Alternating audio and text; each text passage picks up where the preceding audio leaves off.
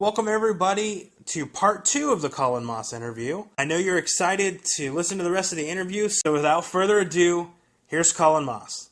That was kind of the beginning of things for me, for like really trying to make it happen. I was lazy as shit for a long time after we moved to Wilmington and didn't audition for any plays or anything, and wound up not getting an agent or anything until I'd lived in Wilmington probably for 5 years or so. But that's kind of when that's when I started heading that direction. But and did anyway. That's pretty much the beginning of it. The Fin Cannons were part of it too. I was working in the lighting and grip shop at Screen Gem Studios at the and I was doing the comedy show. And a guy who had been working on Dawson's Creek, wrote a short film and had the Fin Cannons, who are they're huge casting directors in the Southeast as far as regional casting goes. They've won Golden Globes and shit. They're good people, and they lived in Wilmington, and he got them to cast his short film. And so it's my first time in front of a real casting director, and I went in front of them, and they said, "Do you have an agent?" And I said, "No." And they were like, "Well, you're dumb. You should. We're about to cast this thing called Cold Mountain, and you need to, you should read for it." And so they recommended me to an agent, and anyway, that was that's the second beginning. That was the step up beginning. That was the next level, and even since then, there have been numerous times where I've been in slumps and discouraged and thought about discontinuing the path, but fortunately, persistence won out, and I am where I am. The end. Yeah, I mean, you've had plenty of roles and actually fairly big movies. I mean, I still hear about The Notebook today from many women. That's like, I think, a female's favorite movie, and you had a role in that. And then you were in Dear John as well, weren't you? I was. I had a Nicholas Sparks hat trick. I did The Notebook, Dear John, and then and Safe Haven. So yeah, I got to be in three Nicholas Sparks ones, but certainly the most iconic is The Notebook. Oh yeah. I don't think that movie. I mean, it's big down here. I mean, obviously it was shot down here, but yeah, like females all around the world, like rewatch that movie 50 million times still. It's a good one, man. James Garner, Jenna Rollins, get out of here.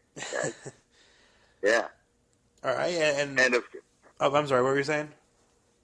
Oh, and of course, Ryan Gosling and Rachel McAdams. And Cullen Moss. Allen, Jesus. And Cullen Moss. And Cullen Moss, yeah. As the irrepressible cousin Bodie. Oh, man. Yeah. And now the next question from Samantha Bowman is kind of, you caught us up to actually this question, which actually works perfectly. And since the beginning, in what ways have you matured as an actor from your first role to your most recent roles? I think I've settled. I've learned more about the subtleties of film acting, film and television acting. I've allowed myself to settle into letting more of myself come through in my characters and in the roles that I play, rather than just thinking that I had to just create this, complete facade and for every role. I think I've become more comfortable with relaxing into roles, and using aspects of myself rather than manufacturing every part of it. And I've learned how to layer things and make things a little more nuanced and less caricature. And if you're raised doing theater, I think great number of wonderful film actors have background in theater, and I think it's kind of important for film actors to have that background. But if you've done theater and then you're thrust right into film or television without any training for that particular brand, for that kind of acting, then there's a shift that you have to do, and it kind of took a while for me to downshift and learn the subtleties. But yeah, that's a way that I've matured. Okay. And getting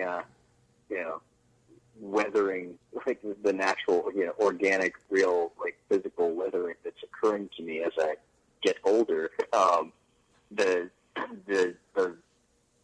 The opportunity, they're kind of just the roles that are becoming available to me are kind of a more mature nature naturally, and I'm enjoying that. I'm enjoying the roles that I'm aging into.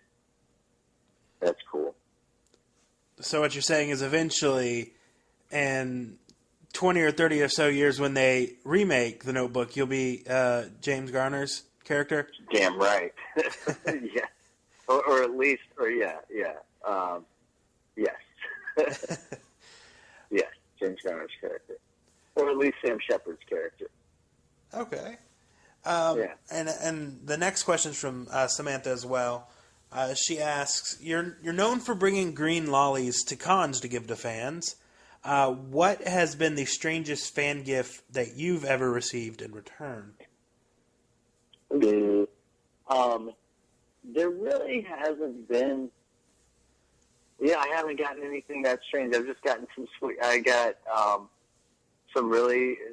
some sweet gifts. I haven't gotten anything crazy or like, I haven't gotten anything crazy or scary from anybody where I've just been like, oh shit, this is somebody I need to avoid. I've gotten green lollipops from fans. They brought their own green lollipops to offer. I've gotten I can't remember his name off the top of my head, and you might actually know who they are. It's a couple, and they've got a little girl, and they make like zombie stuffed animals, like zombie panda bears and like plush zombie animals, and they had a booth in Orlando. And they were really sweet, and they asked if I had a kid. Like, we just wound up talking at the hotel, and they asked if I had a kid, and they brought me this kind of zombie panda that my youngest son, Louis, adores now. He goes up and like gives the zombie panda big hugs.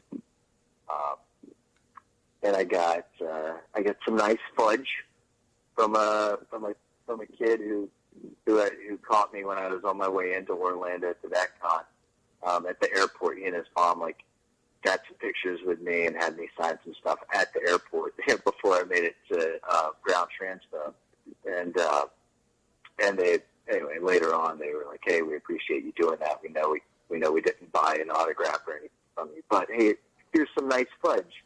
And it was nice fudge, and I enjoyed it. And I thought that was a sweet gesture. So they made it to the con, didn't buy anything, but said, "We appreciate what you did and have some fudge." So I don't know, nothing weird. I wish I had like a zany, like I got a severed penis once, but I didn't. I don't really wish that happened, but I mean, it would be a more interesting story. I didn't. Nothing crazy. All right. So basically what you're saying is even though you bring your own lollipops, you wind up leaving with more sweets than you had when you actually started. I wound up, sometimes, my brother has brought me a beverage. Thank you, Jay. A margarita. Oh, nice. Now it's a party. Yeah, sometimes, I leave with more sweets than I came with. Actually, the first con that I did, the Dallas con, was where the woman brought me some green lollipops, and they were all distributed by the end of the con. Nice. And then I wonder how many people have them stapled to their walls now. It's like, yes, I've got it. I've got a green lollipop from Gorman. I hope that one of the odd kind of side effects of having the green lollipops was that a large portion of my demographic at the con in Orlando in particular were kids, like little kids who may not have, like, not all of them were fans of the shows, but they were like, hey, it's the guy with candy at his table. And so, and you gotta be careful too. Like, there are some people who are like, hey, pose with my kid, like, act like you're putting a lollipop in his mouth. And I'm like, man, I don't think I'm gonna. Why doesn't your kid hold the lollipop? And because it's just gonna be creepy. Yeah. I'm not gonna hold a lollipop up to your 9-year-old daughter's mouth. I'm not gonna do that sort of picture. But we can make it wacky. She can have a lollipop, and I'll go ew. I don't know. But it was actually fun because I got to talk to a lot of fun little kids who just kind of like, can I have a lollipop? Sure. And then 10 minutes later, same kid, can I have another lollipop? Sure. So it was fun. I had, like, even like in slow moments, like, I'd have like some little kids come over and like just shoot the breeze with me. Cool. All right. Speaking of lollipops, we had an interview with Scott Wilson at the end of Orlando that got a little bit lollybombed. There was a lollybombing.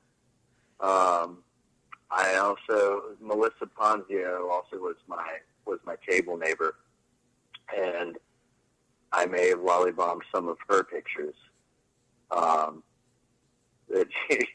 I let her know. Yeah, there was just an opportunity. I saw. Yeah, I did that. It was just the opportunity was there,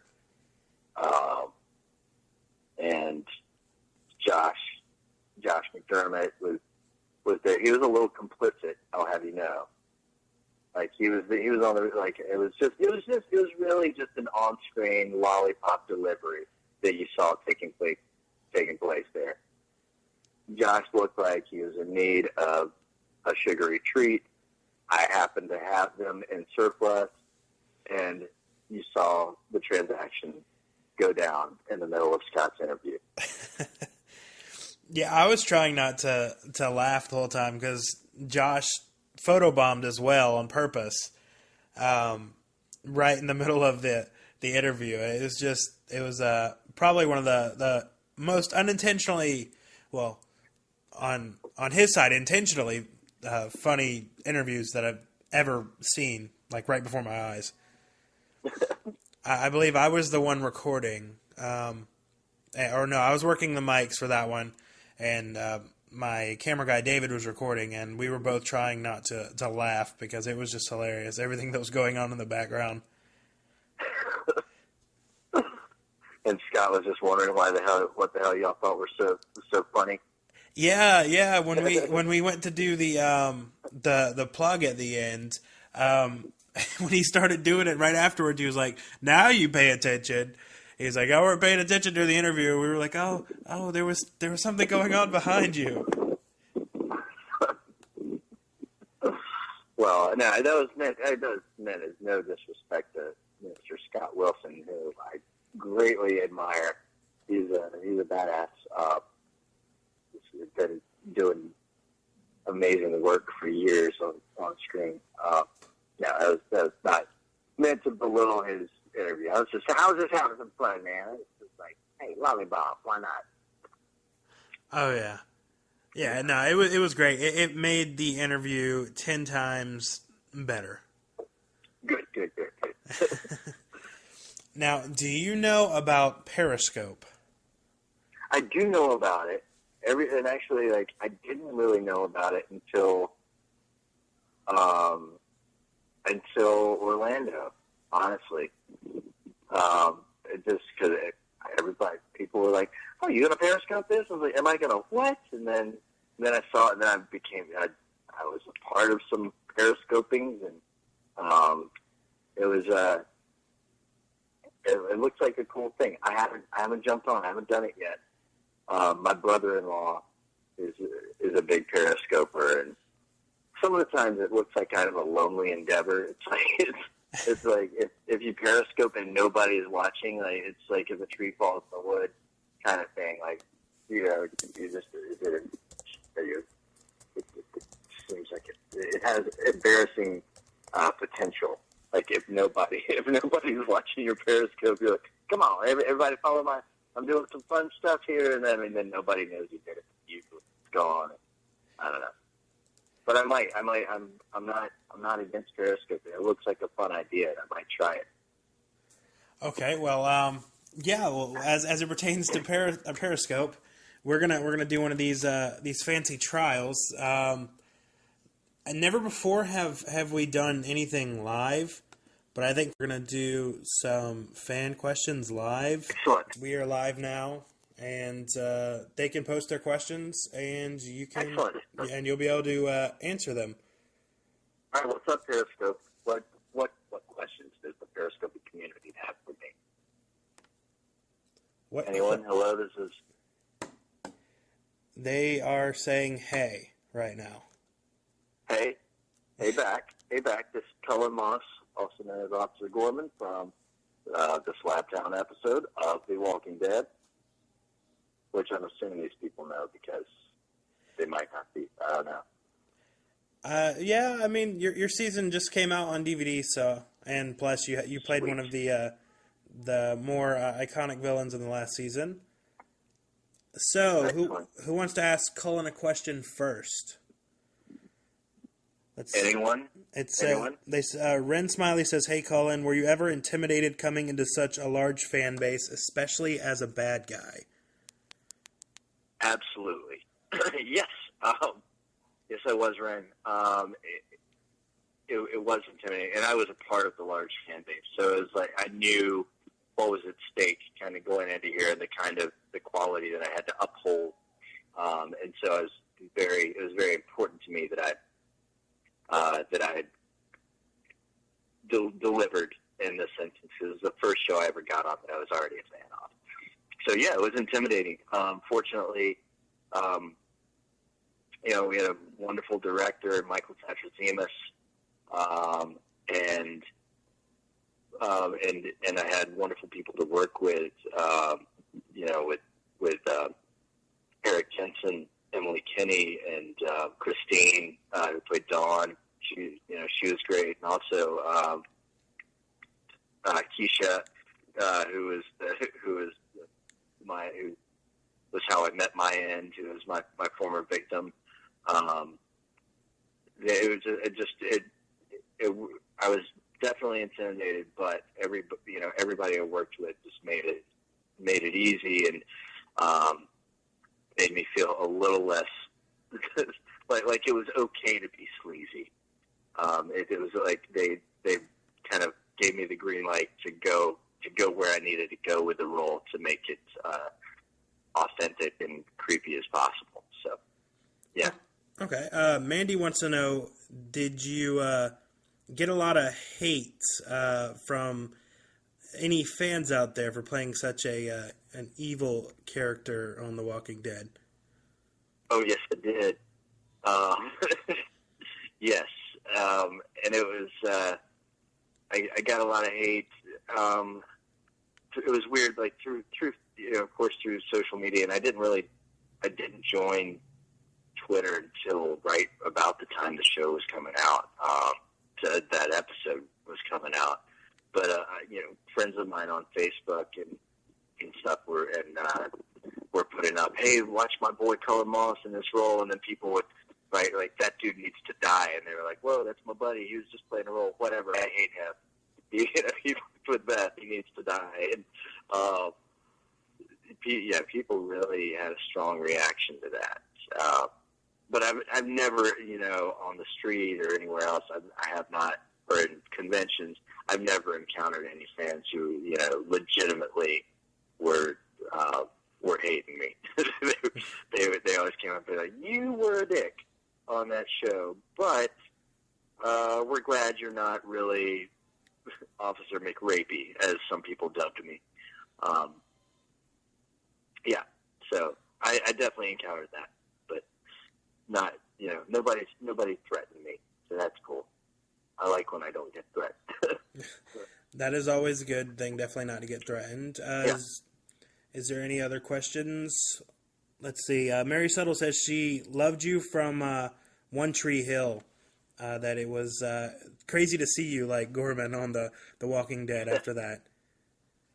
Yes, thank you, Mary. And I love my One Tree Hill fans. That's another. The One Tree Hill and Walking Dead, like those two fan bases, are two of the most devoted / rabid fan bases. Very, very different crowds, but thank you. I think it was very jarring to my One Tree Hill fans to see me in that role, to see the funny. My character on One Tree Hill was just a bit of a doofus, and the kind of like relief, and then to play this rapey cop was jarring for some of them. So there were some comments on an Instagram thing, and like, "Oh my God, did anybody see Junk as the rapey cop?" And then somebody said, "That was Junk." That Junk was my character's name on One Tree Hill, and then there's another comment down like, "Oh my God, he's so old now." And it was like, it was fun. It was a trip. But yeah, there's,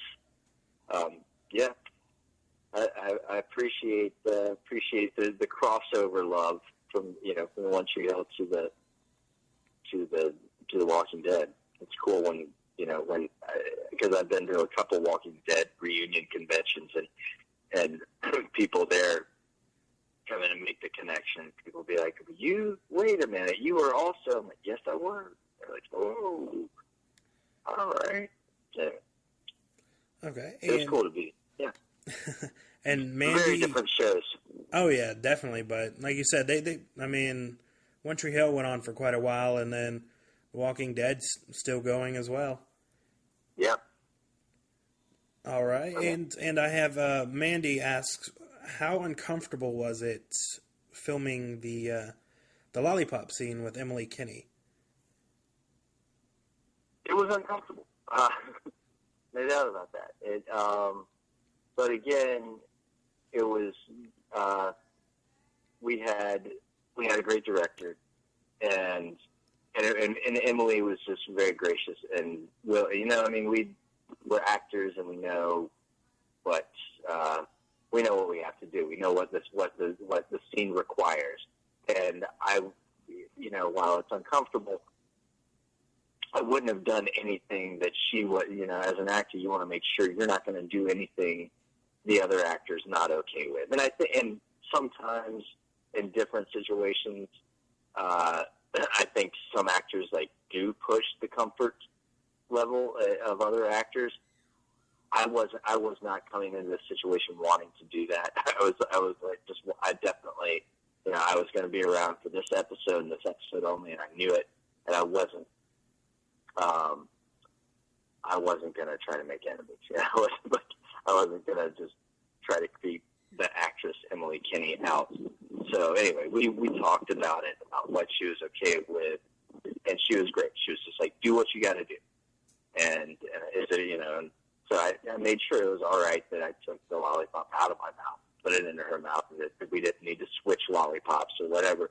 She was cool with all that. And Mike Satrazemis was great there, as the director, yeah, it was a little uncomfortable. It's uncomfortable being that person, especially as sweet as Emily was. I feel guilty a little bit doing that, but you have to go there and really go there. So during you're there in the moment, and then afterwards, that's where the discomfort's like, oh God, I really did all that. Oh God. So, hey, you cool? You cool? Yeah, I'm cool. Okay, good. We're cool. And yeah. So it was uncomfortable, but made less so by the wonderful people involved. Okay. And Ren Smiley wants to know, what's next for you now? Ren, I don't know. There's a lot of stuff that's going to be coming out. that I've done, and I've been auditioning a lot recently. So we'll see. There are a few things coming out. There's a movie, Keeping Up with the Joneses, that's coming out, and with Zach Galifianakis and John Hamm and Isla Fisher and Gal Gadot, our next Wonder Woman. From the so I had a lot of fun little improv scene to do with a good buddy of mine, Matt McHugh. Actually, he and I got cast together as these kind of bumbling security guards. So there's some fun stuff in that we got to do, and then there's a PBS show, a period piece called Mercy Street that's coming out, a Civil War era drama series that I had a couple episodes on. I can't really say much else about that, but it was a great experience. I got to work with some really talented people, talented directors, actors. Gary Cole, who's like one of my favorite character actors. He can just put him, you see him in so many different types of roles, and you never question him. That was a lot of fun to work with them. And so that's coming out. Keeping Up with the Joneses. I got to work with Nate Parker, who is doing a movie called The Birth of a Nation that's coming out. It's a Nat Turner story. It's about the educated slave who became a preacher and then led a slave rebellion. And I play a bastard in that. I could have a reel called Racists, Rednecks, and Rapists, unfortunately. And I played a really racist bastard in the early part of the 1800s who does some bad stuff. So that's going to be coming out in the next year or so. And I've done a couple of independent movies that'll be coming out. One's on a festival circuit right now called Well Wishes. It's a lot of fun, and there's just those are the things that'll be coming out that I've been a part of. I did an episode of a show called The Inspectors. I worked on Sleepy Hollow. These are all things that haven't come out yet that will be. In a kind of horror thriller type movie called Faceless that was shot down in Charleston, that I got to work on. That's another one that'll be coming out. So a lot of stuff coming out, a lot of stuff in the works.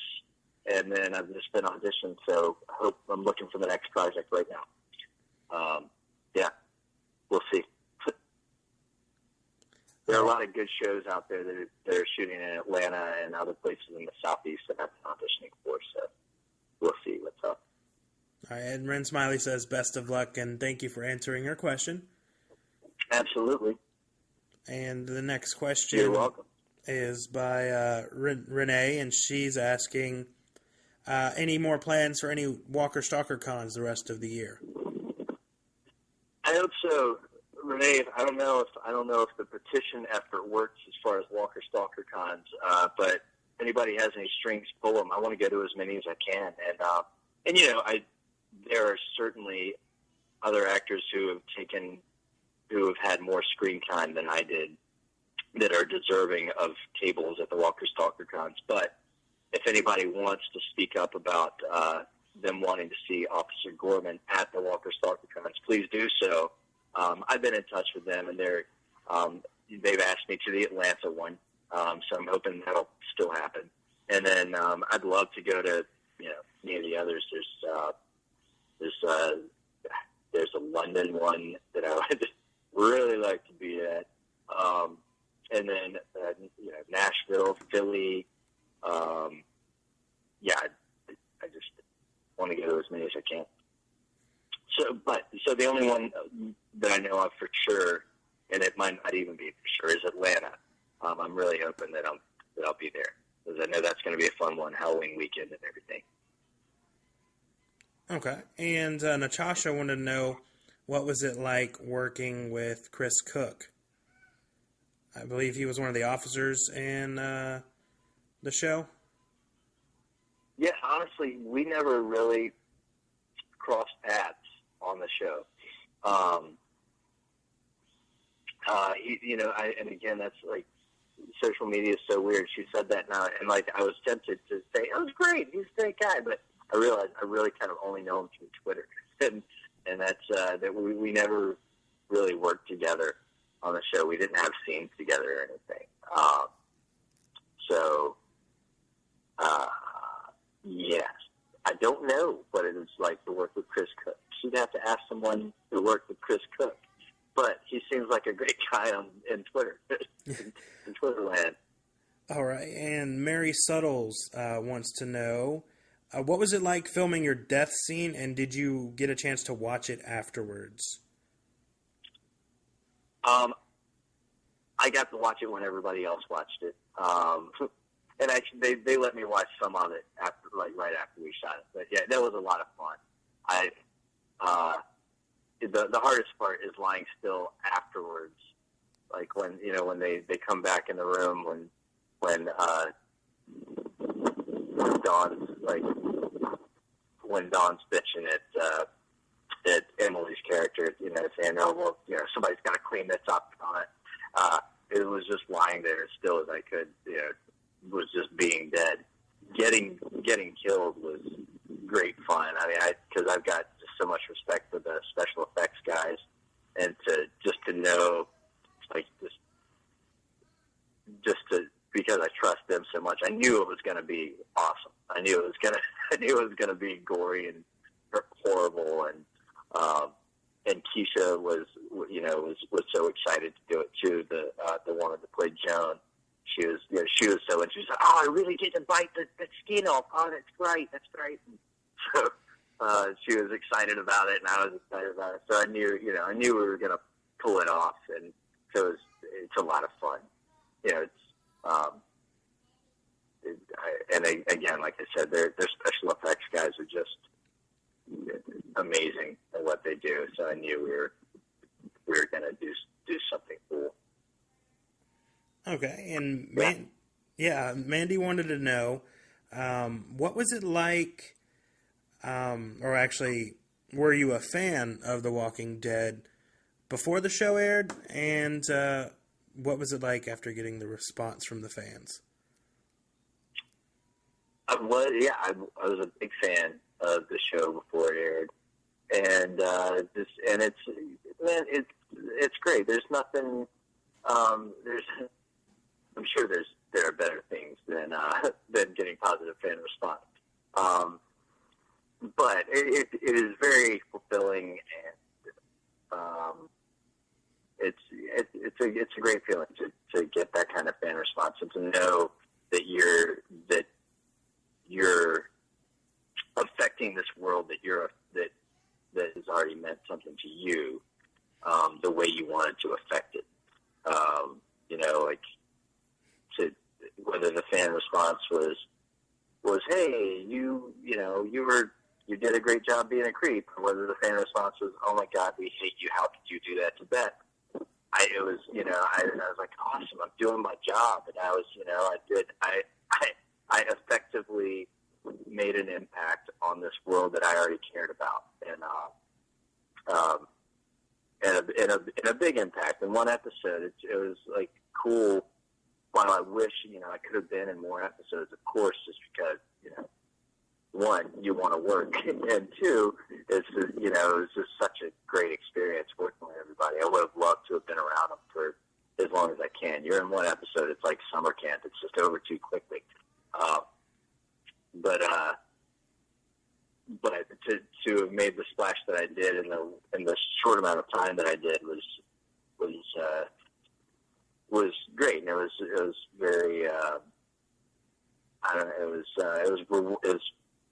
it was very rewarding, especially once you start getting the feedback from the fans. So it's a wonderful thing to have fans as devoted as the fans of this show are, and who are as outspoken as they are. They are saying, Renee says on here that you can actually, you can still come back as a walker. That's what I could, but are they? You get locked in at a rate as far far as the acting world goes, and they're not going to pay my rate just to have the novelty of somebody going, "Hey, is that a Gorman? Is that Gorman Walker?" But I couldn't come back as Gorman Walker because you never saw it. But they put it was such small detail, and it was kind of a wide shot after I died. There was a head wound. Somebody already had come along and put a head wound on it, dude. So they put one in the brain, Renee. I can't come back. There's no Gorman Walker. There's no future for that. I mean, I could come back as like ambiguous, anonymous Walker, but I don't know. Once you kind of have once you've had a real speaking role like that, it's hard to devolve into. While it would be fun to be a Walker, like I don't know if I'd want it. I'd feel like I was taking a step back on that show. Oh yeah. I believe it was Mandy said you could be the first Groper zombie. The Groper zombie. Yeah, that's an interesting idea. Now, the zombies, like, are there still any traces of that kind of desire? I don't think so, Mandy. I mean, I'm sure some zombies kind of accidentally grope people as they fumble around, like, going for flesh, but I don't think there's ever been any, like, lascivious intention there. But it's an interesting thought. Yeah, it's actually blowing up right now. Everybody's saying perv walker and that you'd have, like, matted lollipops in your hair. Is that Walker?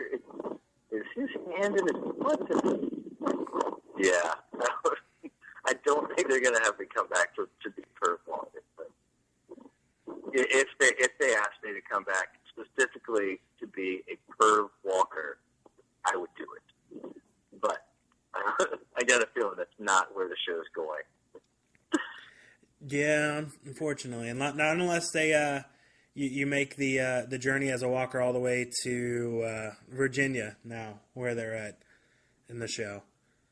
Right. Yeah. They'd be like, how did Gorman get to... What the... Really, did that zombie hitch a ride? Maybe.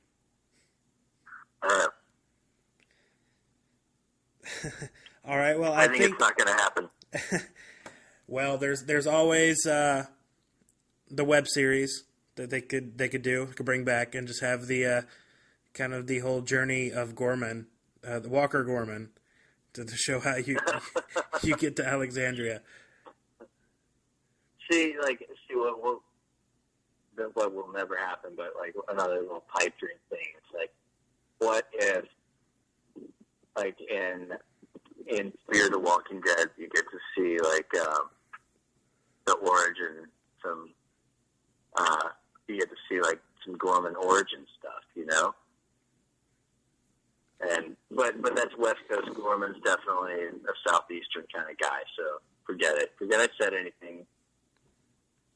But I want to see like how he got to where he is when Slaptown comes about.